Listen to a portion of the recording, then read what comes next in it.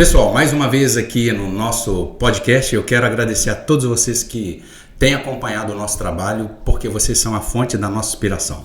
O nosso muito obrigado também para os nossos patrocinadores, que sempre está rolando aqui no nosso podcast, na mesa, na televisão, enfim, em todo lugar.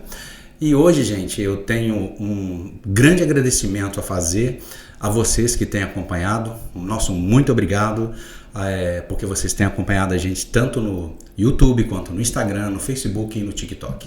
E não deixa de subscrever, ativar as notificações para vocês ficarem por dentro de tudo. Já me conhece? É um grande prazer estar com vocês. Hoje eu vou falar de um tema muito simples que abalou o mundo todo. Na verdade, é simples para quem viu pela televisão. Eu vou corrigir isso aí, mas foi muito delicado, na verdade. Eu estou com um convidado aqui muito especial. Ele é coordenador da equipa de resgate da Subzone. Foi uma pessoa que enfrentou medo, temores e passou por cima de muita pedra, de muito entulho. Saiu daqui de Monção, na verdade, e foi para a Turquia. Deu sua vida em prol daqueles que estavam ali necessitados. Está vivo no fato de se doar, né, que eu digo.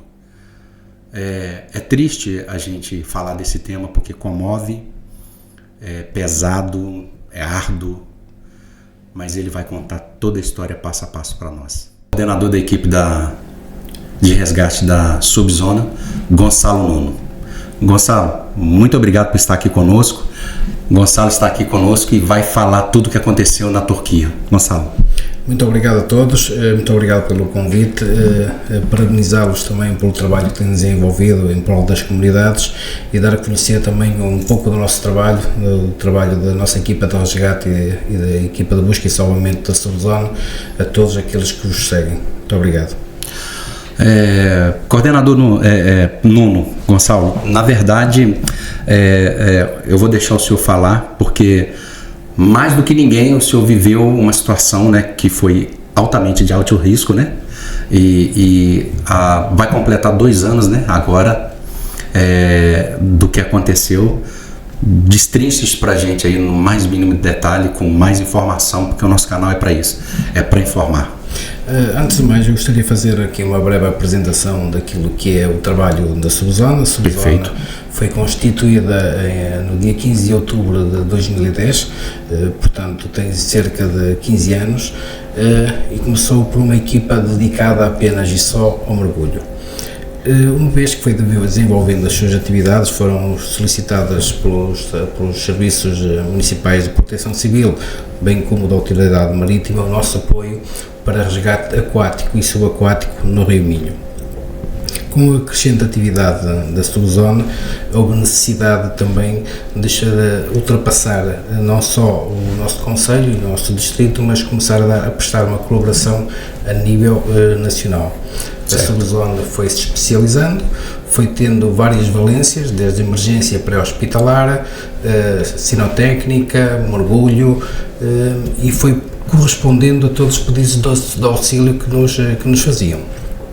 Relativamente a este espaço de tempo, cerca de 10 anos, 12 anos, entre a nossa Constituição e esta ida para a Turquia, vários foram os níveis de formação que a nossa entidade foi obtendo em encontros internacionais de busca e salvamento, encontros nacionais também com outras equipas de resgate, onde foi adquirindo conhecimentos para prestar, em caso de catástrofe, o seu apoio às populações afetadas. Em 6 de fevereiro de 2023 acontece então um sismo de magnitude 7.8 no sudeste da Turquia e a partir desse momento nós damos a nossa disponibilidade, demonstramos a nossa disponibilidade à Embaixada da Turquia em Portugal. O nosso país foi o primeiro em Portugal a demonstrar esse apoio. O governo português disponibilizou 53 operacionais, seja da Proteção Civil, JNR, Bombeiros Chapadores de Lisboa e do Instituto de Medicina Médica, Instituto Nacional de Emergência Médica. e a equipa da Subzone, juntamente com mais 4 equipas a nível nacional e mais uma equipa dos bombeiros da Sevilha, demonstraram essa disponibilidade para a Embaixada da Turquia, que prontamente solicitou os nossos serviços e tratou de toda a documentação burocrática e todos os procedimentos necessários para que nos colocassem na Turquia com a maior brevidade possível. Imagino. Neste tempo, nós fomos, isto foi no dia 6, no dia 10 nós estávamos na Turquia, chegámos a Istambul, de Istambul fomos enviados para Aldana e depois fomos transportados através de um helicóptero militar para as zonas mais afetadas, que era a região de Hatay e de Antáquia. Isto, no dia 10, mal chegamos, fomos logo colocados no teatro de operações, em que nos foi atribuída uma missão de forma imediata. Dizer que neste tipo de missão, quando chegamos ao nosso local, nós temos que ser uma equipa totalmente autónoma no que diz respeito, portanto, aos nossos equipamentos e no que diz respeito também a toda a nossa logística alimentar.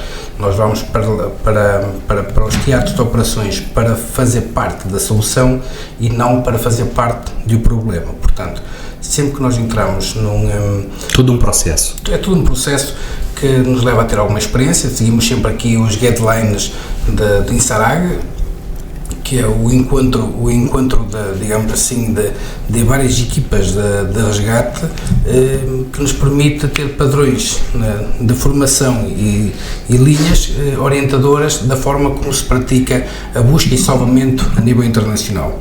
E é neste âmbito que, quando nós estamos no teatro de operações, temos que seguir para que a linguagem e a forma de comunicar entre todos os colegas dos diversos países possam trabalhar de uma forma em comum e com o mesmo objetivo. E é neste sentido que, efetivamente, a Subzone trabalha. Dizer também que esta catástrofe que atingiu a Turquia atingiu então foi um sismo bastante devastador, com esta magnitude de 7.8, e através das suas réplicas também, que tiveram uma magnitude várias de 7.7, a maior delas. Isto afetou cerca de 14 milhões de pessoas e cerca de 11 províncias turcas. Caraca! Para além de contarmos também com a parte síria, que muitas vezes há aqui alguma tendência para se esquecer, mas a Síria também foi afetada neste devastador sismo com estas magnitudes. Dizer também que só na parte da Turquia este sismo matou 53.537 pessoas. Caraca. E feriu 107.213 pessoas.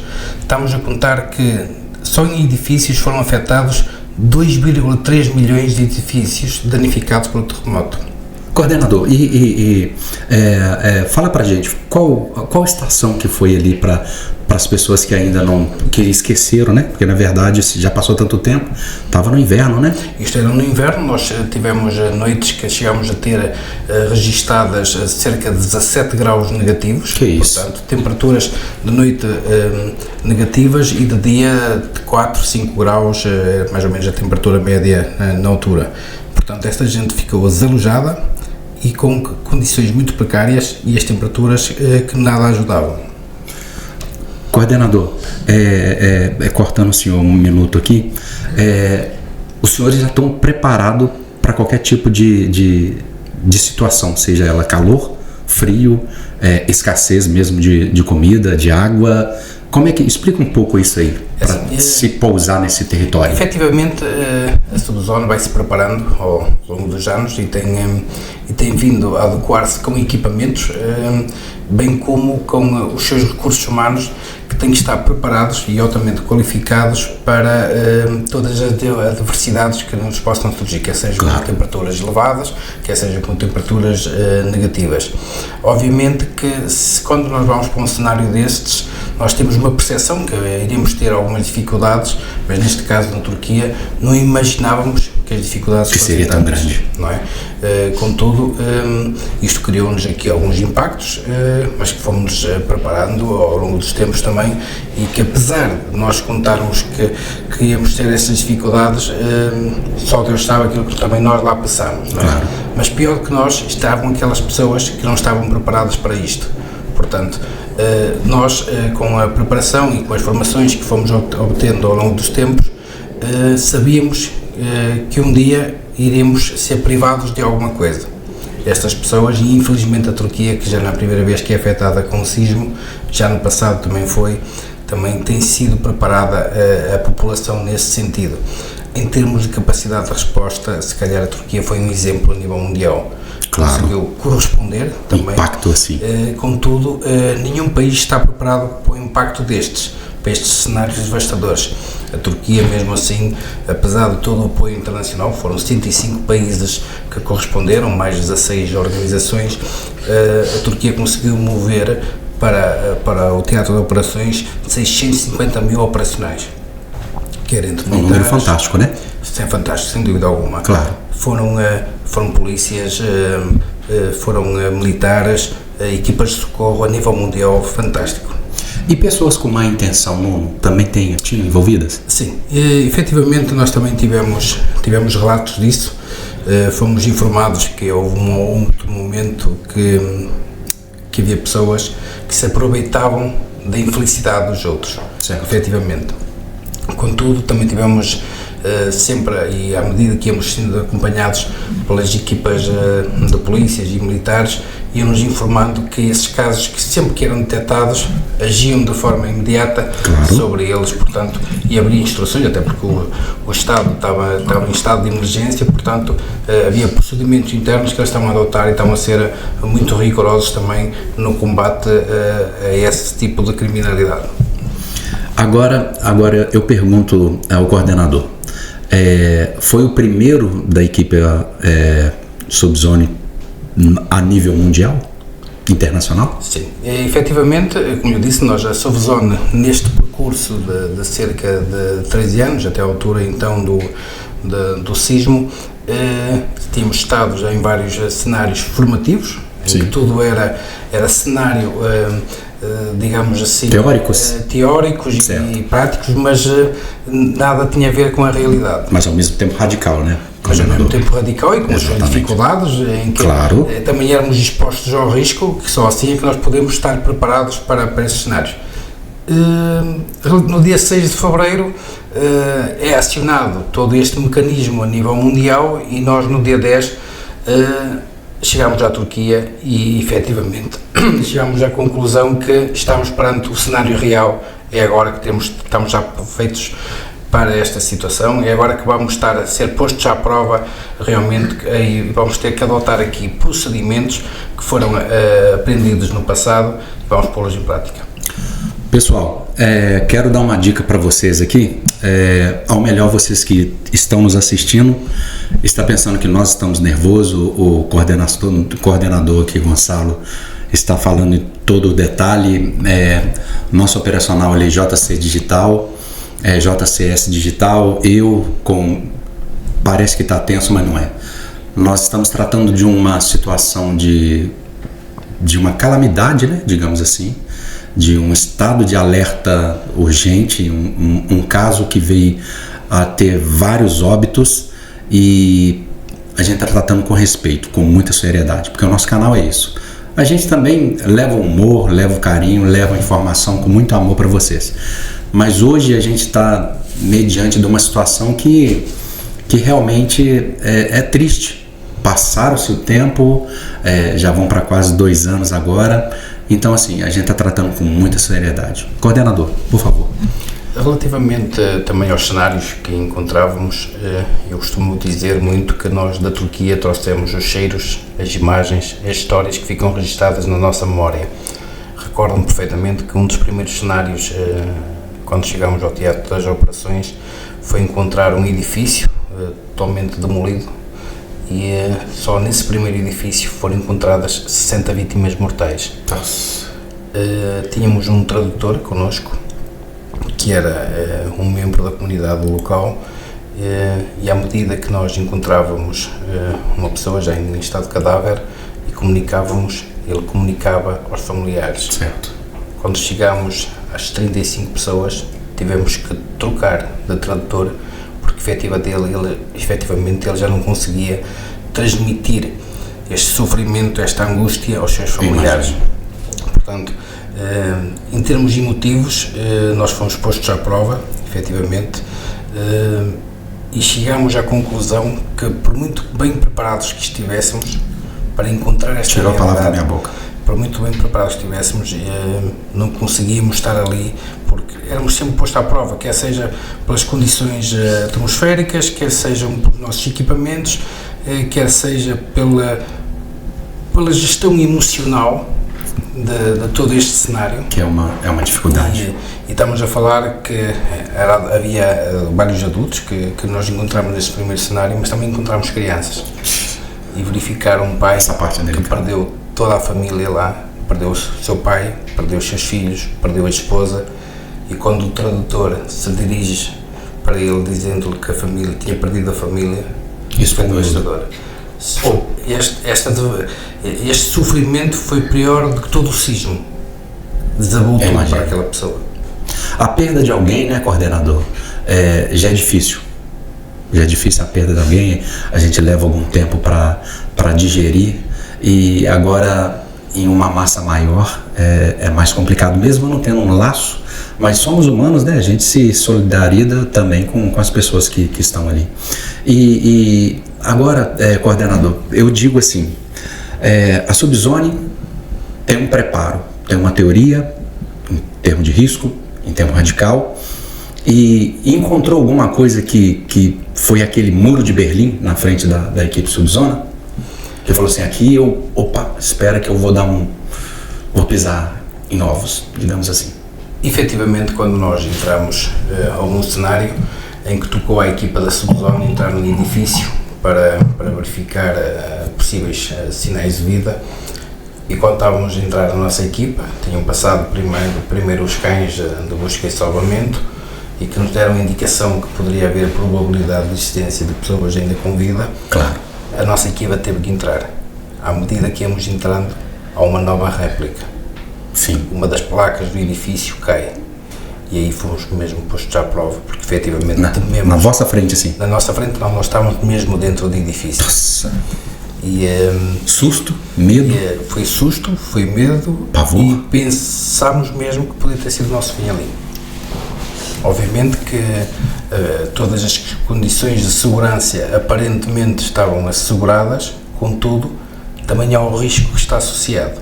Nós sabemos que vamos intervir, contudo, há situações que, para tentar resgatar outra pessoa, que às vezes podemos estar ali no limiar do risco. E efetivamente isso aconteceu. Houve uma situação que previa-se que estivesse ali alguém, e houve uma réplica, entretanto, e uma placa de um edifício caiu. Efetivamente, não nos afetou em nada, obviamente, mas assustámos-nos, como é óbvio. Teve baixa, coordenador, em alguns efetivos? Não houve qualquer tipo de baixa, todos os operacionais saíram bem de Portugal e regressaram bem.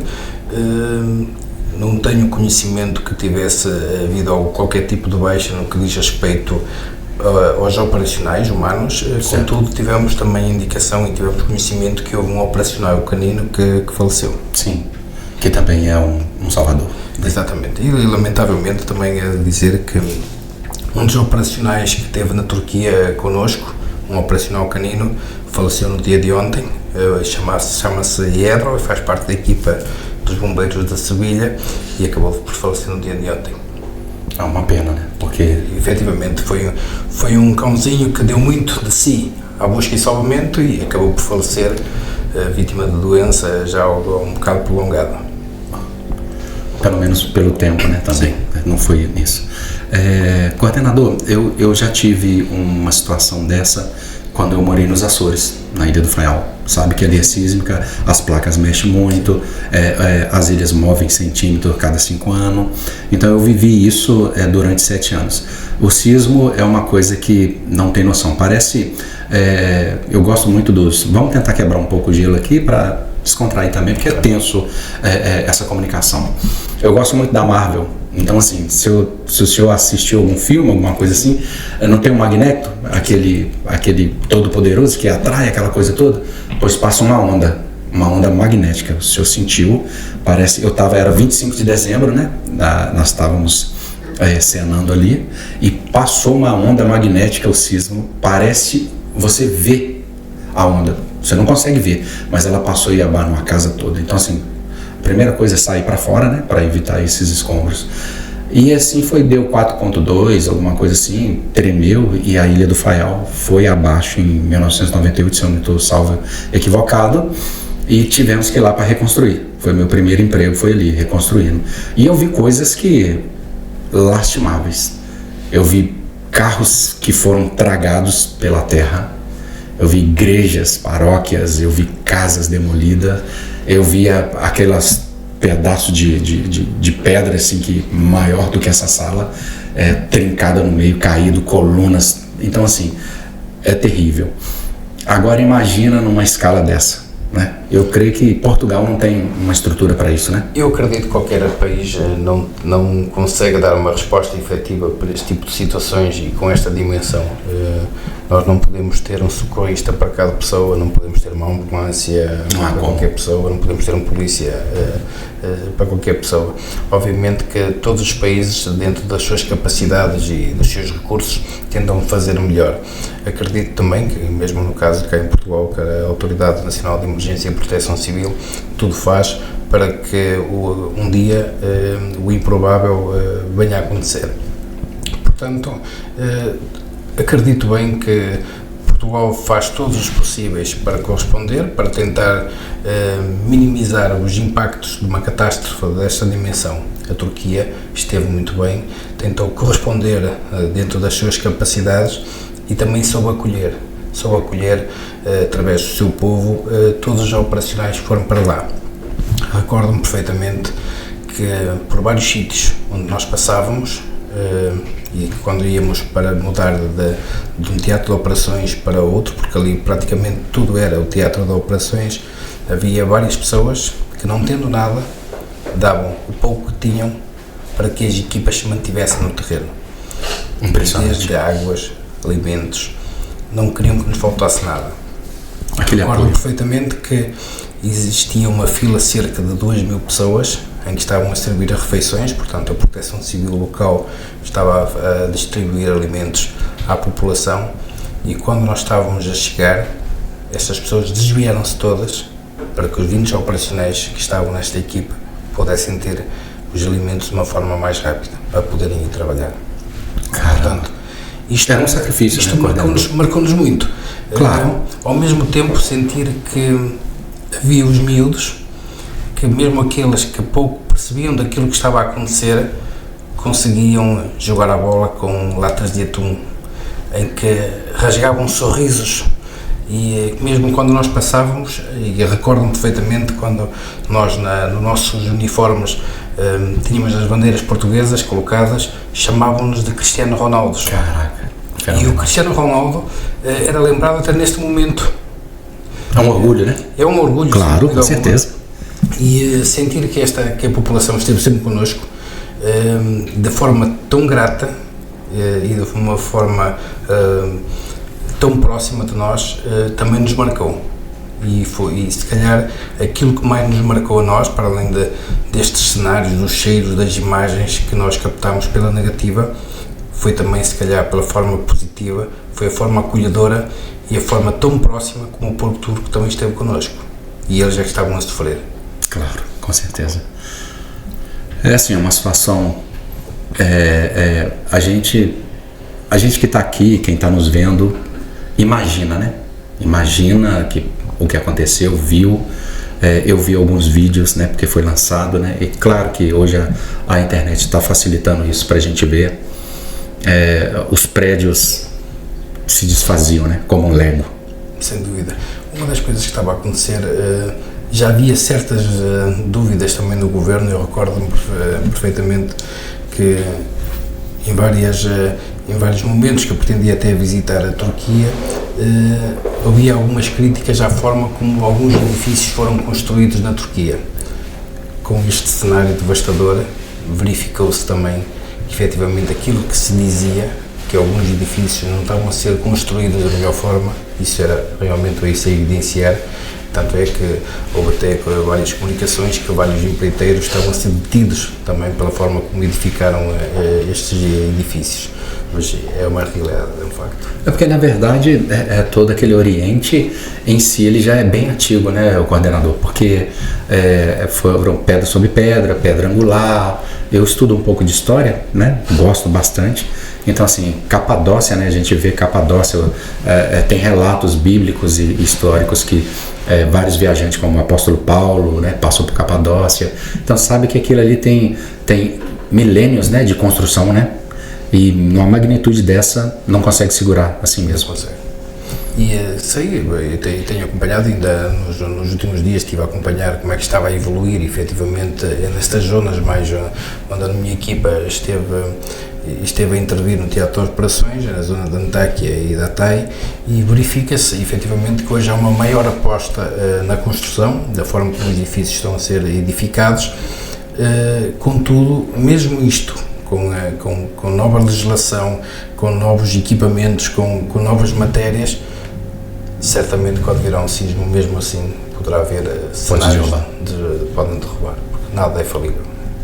Com certeza.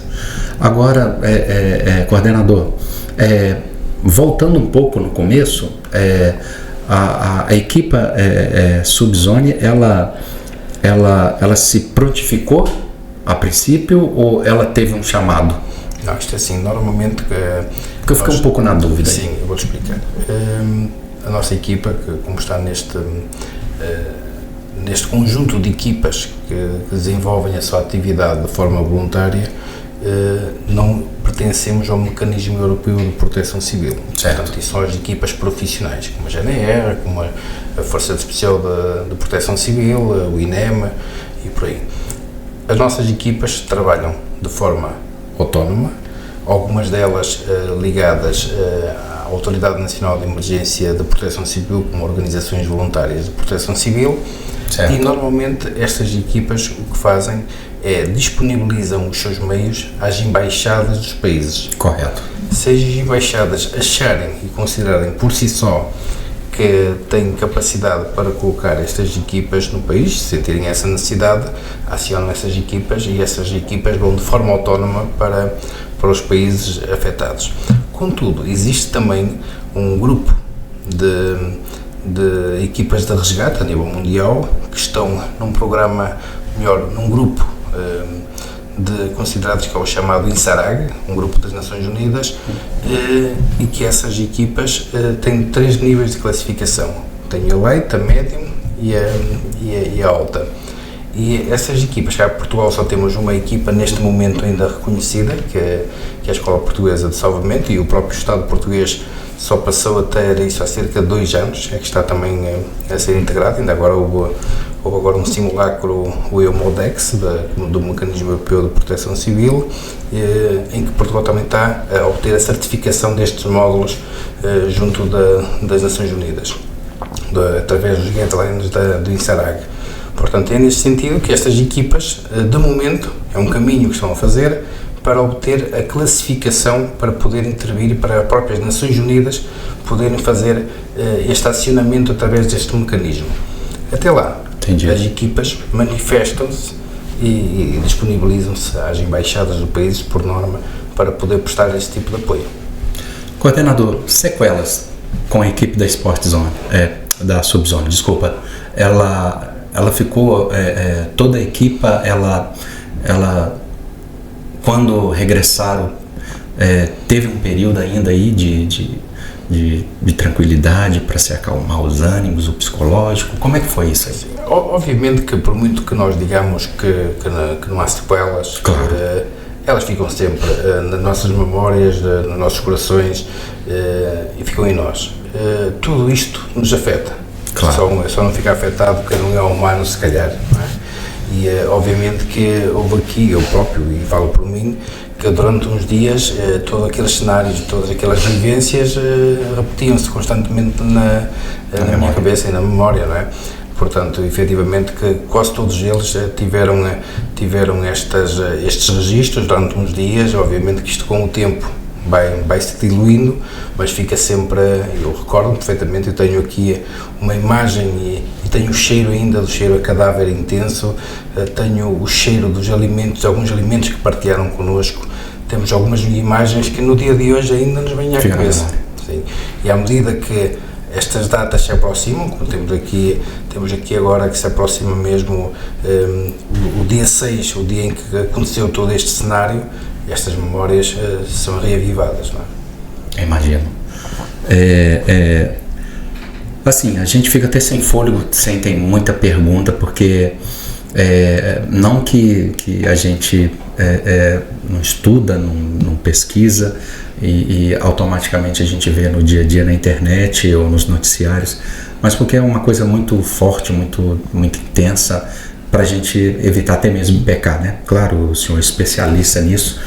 E uma coisa que me deixa na memória, a equipa normal, ela estava preparada, mas ela chegou a ponto de vamos supor, nós vamos pro terror, né? Vou falar, vamos pro terror, no 100% ali do radical e na adrenalina, e chegou lá, era pior o cenário?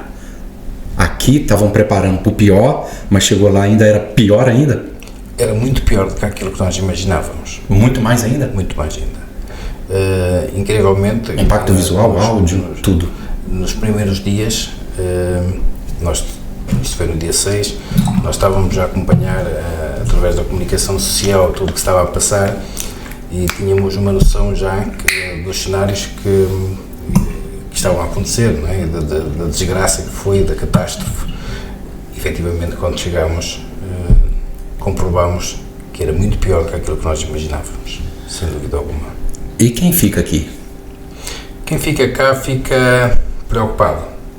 Efetivamente, isto foi uma experiência para todos nós, uma experiência altamente gratificante, mas para os nossos familiares, obviamente, ficaram sempre com uma preocupação, porque era a primeira vez, porque também, se calhar, punham sempre dúvidas. Eles estão preparados, mas até que ponto é que estão preparados? E este exercício até mesmo nós o fazemos, não é?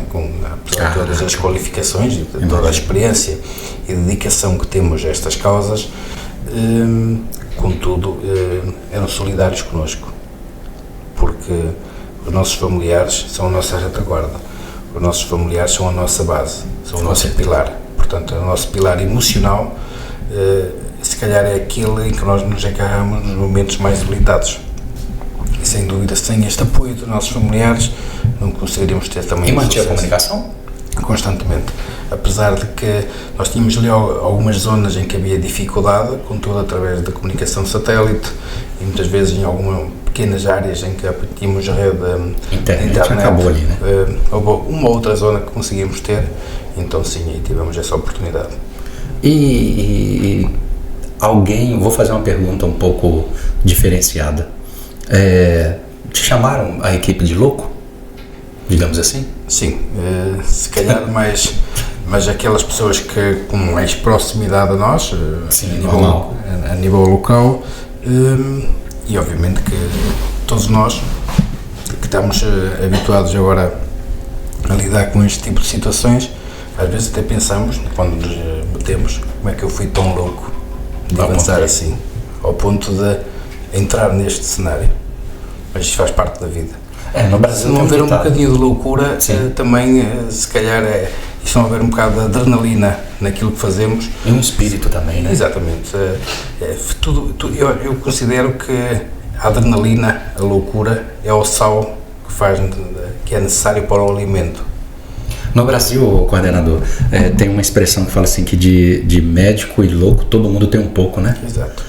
E tem que ter isso aí para avançar, né? Porque imagina você mandar um medroso para um lugar desse, não tem resultado, né? Você vai ter que salvá-lo, né? quando hesitamos, por vezes pode ser a nossa desgraça. Portanto, às vezes, por vezes, claro, mais vale arriscar e conseguir do que não ter sucesso porque não se tentou.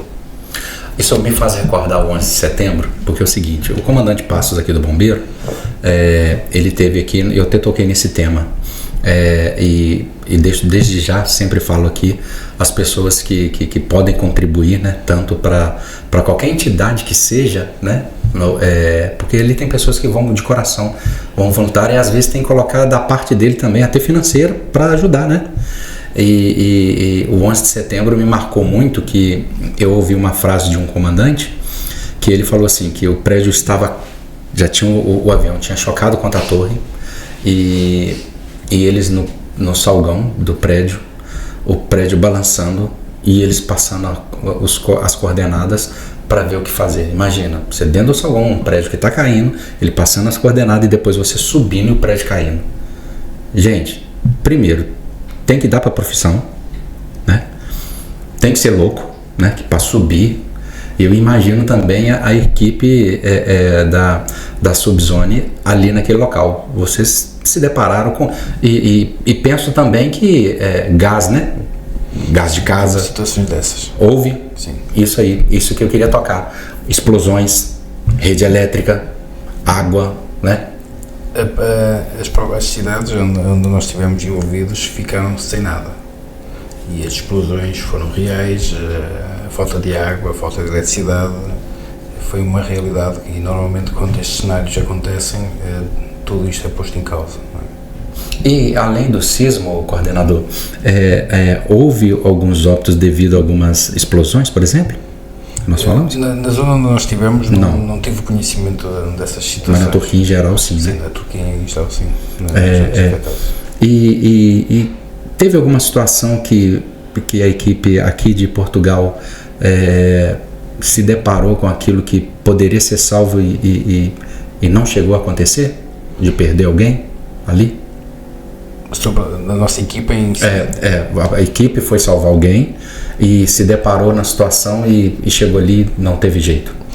Houve o óbito. Houve uma situação em que nós pensávamos que efetivamente estaríamos perto de uma situação dessas, mas depois viemos a verificar que não, que a pessoa já era cadáver já há alguns dias. Inclusive, a maior parte dos cenários e das pessoas que encontramos, quase todas elas eram cadáveres, à exceção de uma que ajudámos a remover, que saiu com vida no final de 12 dias, ao fim de 12 dias. 12 dias. 12 dias. E me explica aí, para mim entender, porque eu sou um pouco leigo. Acho uma pessoa que está com 12 dias. Qual foi o tempo depois da busca, né? Porque a busca, né? Primeiro são os cães, encontra-se. E qual é o tempo que levou nesse caso aí, depois desses 12 dias? Eu já não posso precisar bem. Sei que na altura, quando nos pediram o nosso apoio, nós estávamos a fazer buscas noutro edifício ao lado e simplesmente quando deram um alerta que haveria uma pessoa com vida, já estavam éramos imensos socorristas. Recordo-me que só ali naquele teatro de operações deveríamos estar cerca de 60, 70 socorristas, pronto, em todo o edifício. Portanto, nós só conseguimos acompanhar a parte final e não consigo ter uma noção neste momento dessa previsão em termos de tempo. Contudo, só tivemos a apoiar na parte final em que a vítima chega a nós, inclusive no vídeo que partilhamos conseguem ter essa noção quando a vítima chega a nós e entrega também na própria ambulância aos socorristas. Alguma situação fácil? Teve? Ali não havia situações fáceis. Certo. Se calhar a situação mais fácil para nós foi os abraços à comunidade, foi o estar nas nossas pausas, porque nós, os socorristas, também têm pausas, também têm necessidades que têm que cumprir, fazer pequenas pausas para descanso, estar com crianças e nestes momentos em que partilhamos alguns momentos de carinho e alguns momentos fraternos com eles, também recompensaram. Isso é fantástico. E foi fantástico, sem dúvida alguma. Partilhamos até alguns bens que levamos daqui, como pequenos bonequinhos que levamos para as... Caraca, eu estou pensando nisso. Nós, propositadamente, quando saímos daqui, levámos alguns peluches para oferecer àquelas crianças. E foi E brincar com elas também. E brincámos com elas, inclusive eu cheguei a jogar futebol com uma lata de atum com os meninos lá, e foi muito gratificante para nós, sem dúvida alguma. E houve as brincadeiras, houve isso tudo, e chegaram a dormir bem? O dormir foi complicado. Efetivamente, nós, quando saímos aqui de Portugal, foi-nos dito que não era necessário irmos munidos de tendas, bastava só levar o saco de cama e depois os equipamentos de proteção individual e a alimentação que é necessária para a equipa durante 7 dias. O que é a alimentação? A alimentação é composta por barras de cereais enlatados. Quando digo estas barras de cereais, são barras energéticas, água e enlatados. Somente isso? Somente isso. E a população também é a mesma coisa? Não, a população tinha, eu posso dizer que em termos alimentares, nada faltou à população, porque o governo turco efetivamente correspondeu. Houve algumas zonas que eu inclusive até disse que até se estava a estragar alimentos. Que bom, né? Isso também se notou. Isso é muito bom. Mas no mal ou menos, portanto, foi preferível sobrar, mas do que faltar. E efetivamente o governo turco correspondeu no que diz respeito à parte alimentar. Bacana. Coordenador, no momento, digamos assim, do descanso, do fechar dos olhos, o que vinha na cabeça, coordenador? Do senhor, principalmente? O que me vinha mais eram as crianças. Houve um cenário em que nós estávamos a fazer buscas também no edifício, encontramos 2 crianças já cadáveres, 2 irmãos gêmeos, e por incrível que pareça, com o quadro do Cristiano Ronaldo. Foi a imagem que mais me marcou. Foi duro. Forte. Muito.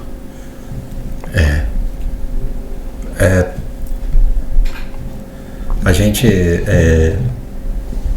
na verdade, é porque alguma coisa se identifica, né, coordenador?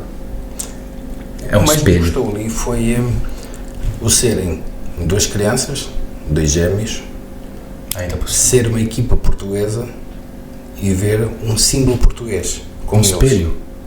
Um quadro. Não, digo assim, é um espelho para eles. Sem dúvida. Então, nós estávamos a rever. Exatamente. Éramos nós que tínhamos de chegar aqui. Mais ninguém, né? Marcou-nos. É forte. Eu vou te falar que impactua mesmo as imagens, mas o que fica na memória é mais profundo ainda.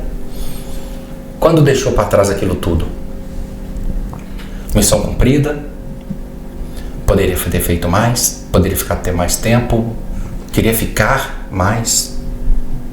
Quando nós viemos embora e que houve se calhar também ali alguma forte pressão para que as equipas começassem a abandonar o local, o teatro das operações, porque havia necessidade, o próprio governo turco tinha necessidade de adotar outros procedimentos, começar a fase da reconstrução, da limpeza.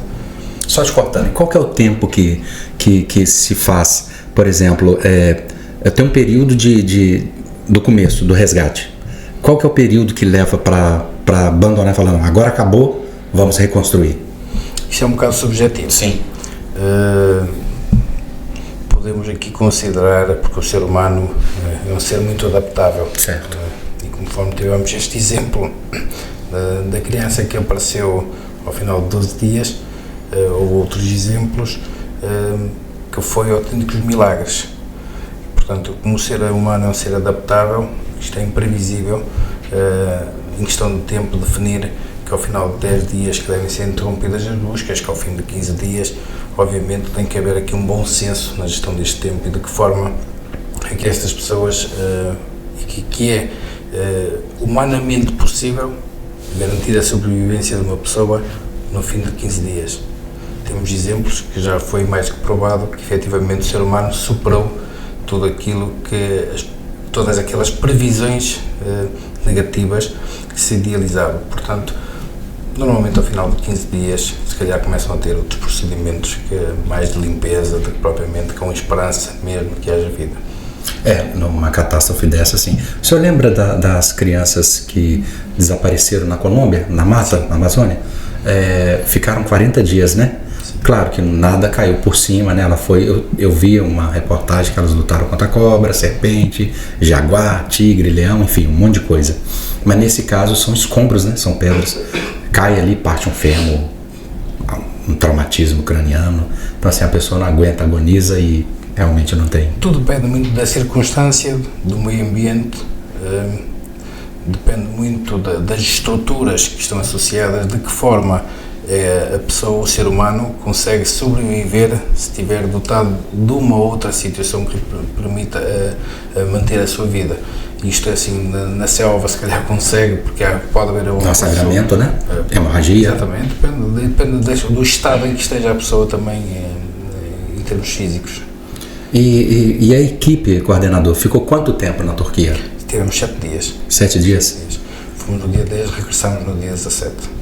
E uma memória eterna, né? Para sempre. Para sempre. Mas sempre disponíveis para colaborar. Nossa, e para voltar a fazer tudo o que fizemos. E agora sim, dá de César o que é de César. Eu sou desses de falar essa expressão porque há louros aí, né? A gente tem que louvar as pessoas por isso. Parece pouco tempo, né? 7 dias. Se a gente falar quem está ouvindo a gente, mas ficaram só 7 dias, né? Sempre tem esses comentários. Normalmente, em termos daquilo que nos é a nossa colaboração e para sermos dotados também, obviamente que nós disponibilizamos mais tempo, portanto, às entidades, poderíamos estar mais tempo, contudo, as entidades também consideraram que todas as equipas, e tanto é que isto foi os 7 dias que tiveram as equipas, algumas que foram logo no dia 6 e vieram passado 15 dias no máximo, mas consideramos, então, são equipas também que estão dotadas com outros equipamentos mais especializados, desde maquinarias, e obviamente que essas equipas mantêm-se mais tempo. Contudo, 7 dias é aquilo que se considera a resposta imediata. Claro. A partir desse momento, o próprio país também tem as condições para dar continuidade. Portanto, e também faz uma rotação, né? Exatamente.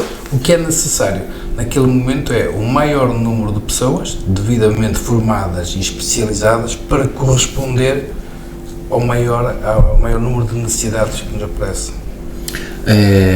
Dentro de Portugal são acionados a equipe sempre? Sim, nós já fomos acionados em várias situações, portanto só aqui no Conselho de Monção já fomos acionados diversas vezes pela Autoridade Marítima, pelo Serviço Municipal de Proteção Civil, quer seja em desaparecidos, quer seja em afogamentos no Rio Minho, já fomos acionados para Guimarães, para Viana do Castelo, para Ponte Lima. A Subzone já colaborou com o Ministério Público, com a Polícia Judiciária, com a Autoridade Marítima, com vários agentes de proteção civil, e estamos sempre à disponibilidade até para a própria Autoridade Nacional de Emergência e Proteção Civil, para que pode contar com os nossos serviços. Isso é magnífico, porque é muito difícil, né, hoje a pessoa se lidar com uma situação dessa, né, no extremo, e principalmente por disposição no voluntário, né, que é mais difícil, porque tem muita gente que entra mais pelo financeiro, né? Sim. Mas aquelas equipes melhores. Na Subzone temos uma política que está em causa as pessoas, o voluntariado, a dedicação ao próximo. A parte remuneratória não entra na Subzone. Quem faz por amor, faz pela prestação de um serviço ao próximo, à comunidade e às causas humanitárias. Um bocado à imagem daquilo que fazem os bombeiros em Portugal. Obviamente que há despesa. Claro. Obviamente que é óbvio. A estrutura da Subzone também tem que viver para proporcionar os melhores equipamentos para estes operacionais. Somos apoiados pelo município, temos patrocinadores que estão connosco desde a nossa Constituição e são eles que nos permitem dotar cada vez mais e melhor os nossos voluntários com formação e equipamento. Aproveitando também, se o senhor quiser deixar um agradecimento aos patrocinadores, porque é importante isso. Sim, nós temos diversos patrocinadores e não gostaria de estar aqui a enumerá-los todos, porque efetivamente que bom, né? São muitos mesmo. Graças a Deus. E normalmente aquilo que nós pedimos aos nossos patrocinadores não é dinheiro, é que estejam connosco, que nos ajudem na aquisição de equipamentos e que eles tenham a certeza que estes equipamentos podem fazer falta a alguém. E estes equipamentos, nós sempre que pedimos a eles que nos entreguem o equipamento e não dinheiro, para que tenham a noção que efetivamente este equipamento vai servir o propósito da associação. E pode até salvá-los também, né, coordenador? Exatamente. Coordenador, aqui dentro de Portugal, teve alguma situação extrema que também afetou psicologicamente ou uma situação que marcou, digamos assim? Houve uma situação que nos aconteceu nas primeiras fases da subzona, quando desempenhávamos funções no Rio Minho, que diz respeito a resgate no Rio Minho, nas operações de busca e salvamento, em que tivemos que fazer o resgate de 2 irmãos que se afogaram no Rio Minho. Essa imagem, apesar de... Foi um acidente de viatura? Não, recordo-me que o primeiro foi um jovem que se afogou, o irmão para tentar salvar também morre afogado. E foi a situação mais em Portugal que me marcou mais um bocadinho. Lá fora foi extrema, né? Foi extrema. Extrema. E agora a equipe em si, ela está... vou tentar usar a palavra um pouco mais minuciosa aí, mais detalhada para não colocar assim no patamar, digamos assim, mas ela é bem vista agora internacionalmente. Sim, consideramos, nós obviamente que quando está fazendo... Falando com humildade, eu estou falando com humildade. Normalmente quando nós estamos neste tipo de equipas, não estamos muito preocupados com a visibilidade da mesma. Claro. Obviamente que nós, os nossos parceiros, as nossas equipas congêneres, respeitam porque conhecem efetivamente o trabalho desenvolvido pela Subzone. Aquilo que nós dizemos muitas vezes, que acima de tudo a Subzone tem elementos bastante humildes. E é um procedimento e uma frase que nós usamos com muita, de forma quase vulgar, mas que é muito incisiva, que é uma frase de Shakespeare, que é: a gratidão é o único tesouro dos humildes.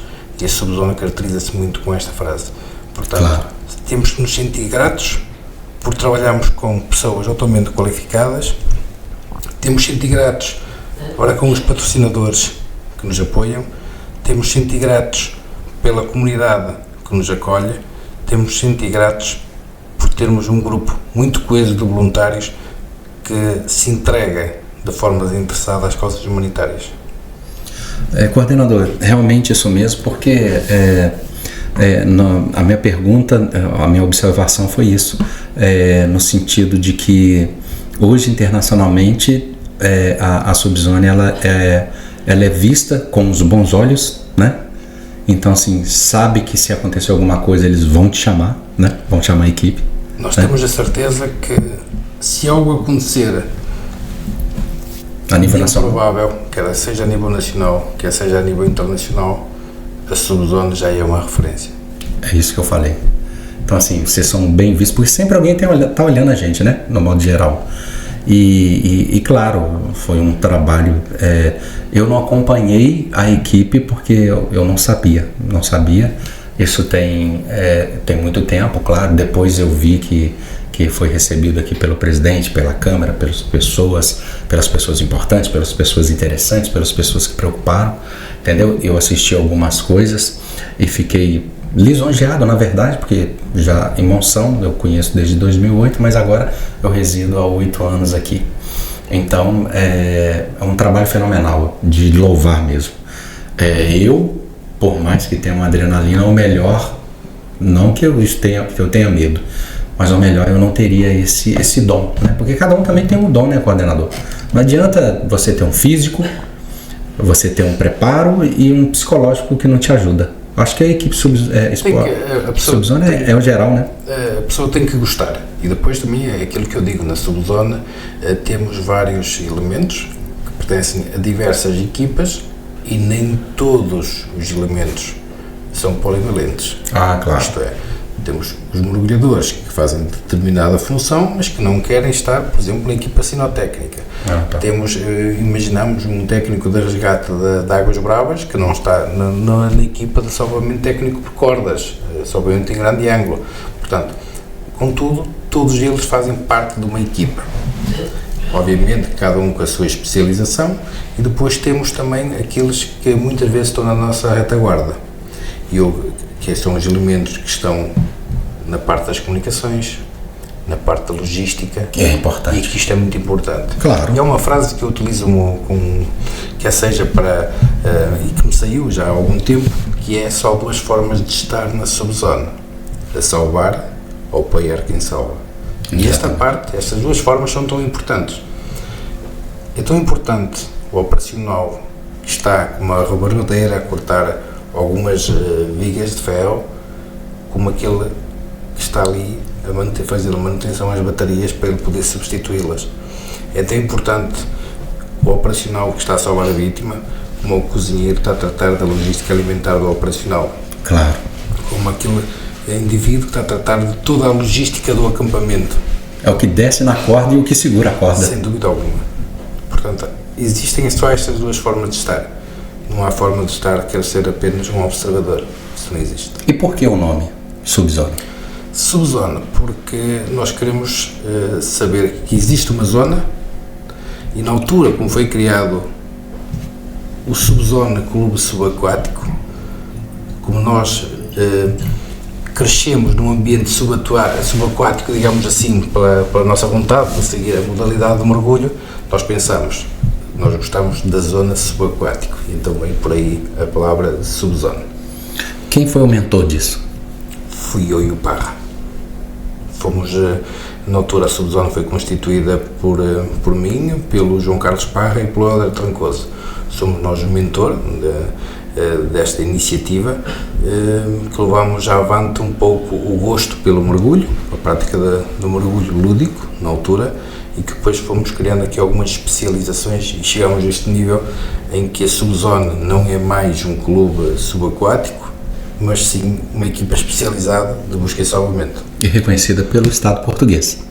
Assim, em termos de reconhecimento, nós não avançamos.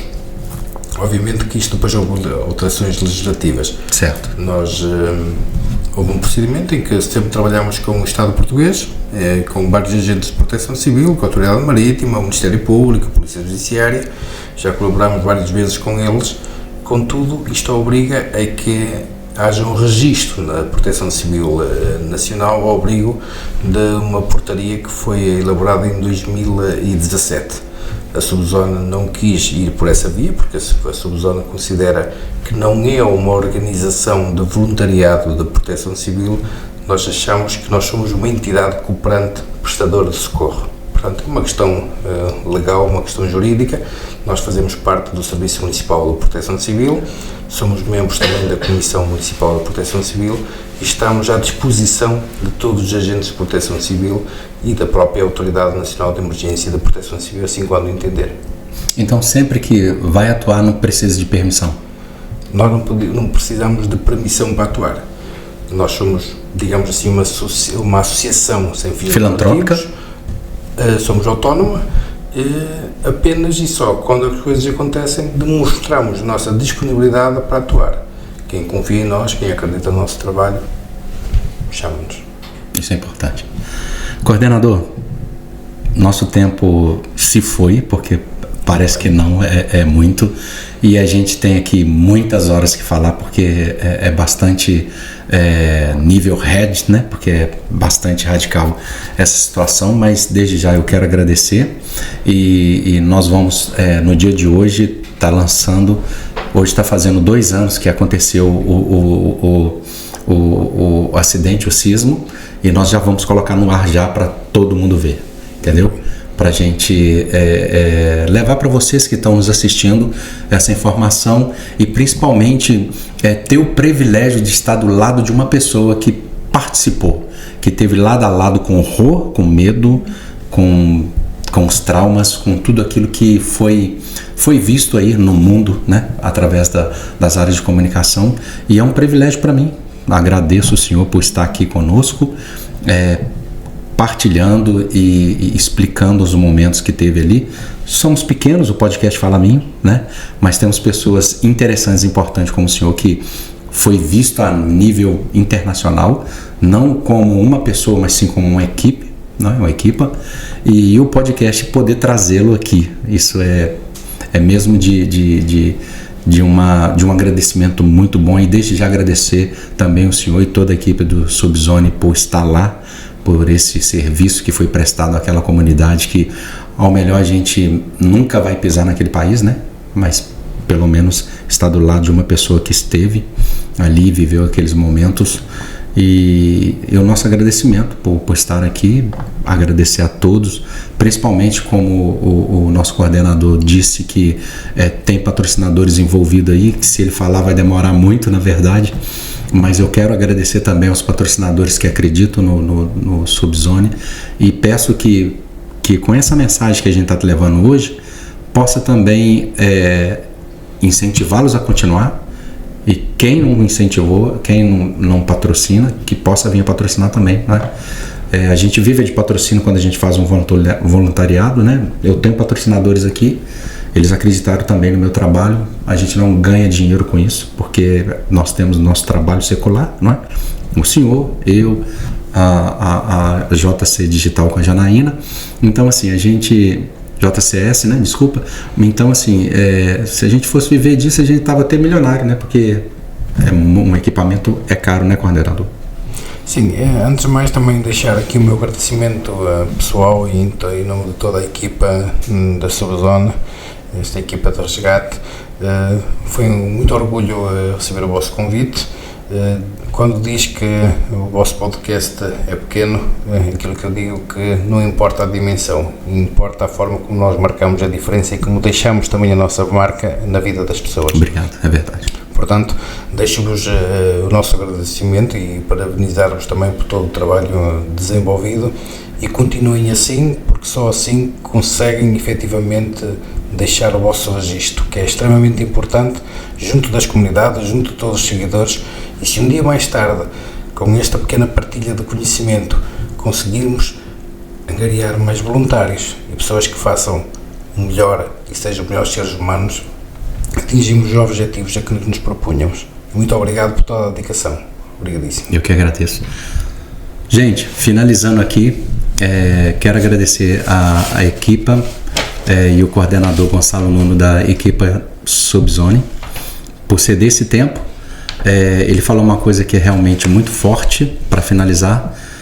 Mesmo que a gente resgate uma vida, que a gente alcance um seguidor que está vendo a gente, é o importante. Então, desde já, o nosso muito obrigado a todos que estão assistindo. Nesse dia de hoje, completa-se 2 anos que a equipe Subzone deslocou de Monção para a Turquia para resgatar, para quebrar pedra, para cortar ferro e para dedicar o tempo deles para resgatar a vida. Coordenador Gonçalo Nuno, Deni Rodrigues, no podcast Fala Minho. Um beijo e abraço e até mais.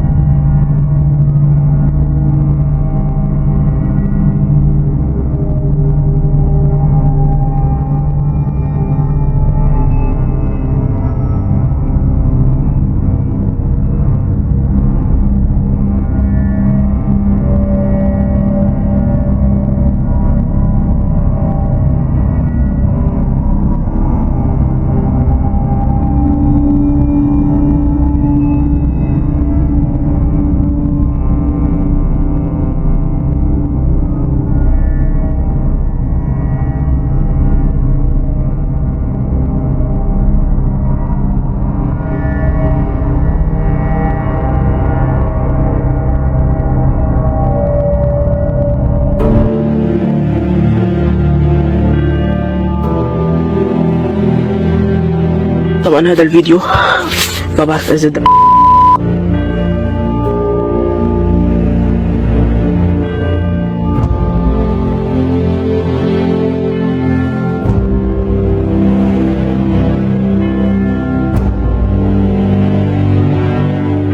عايش. لكم مثل شايفين الحمد لله على كل شيء.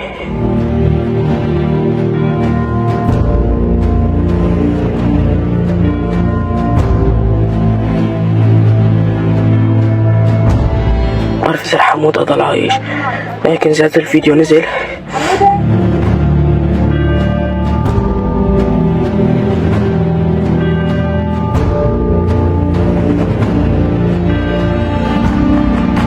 هاي تحت الأنقاض، والناس يعني أكثر من يمكن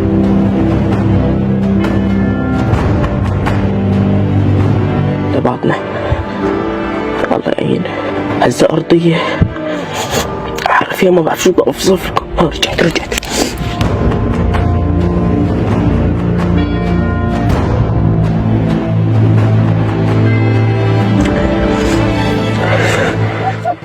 ما بعرف اوصف لكم الشعور الا واحد يعيشه.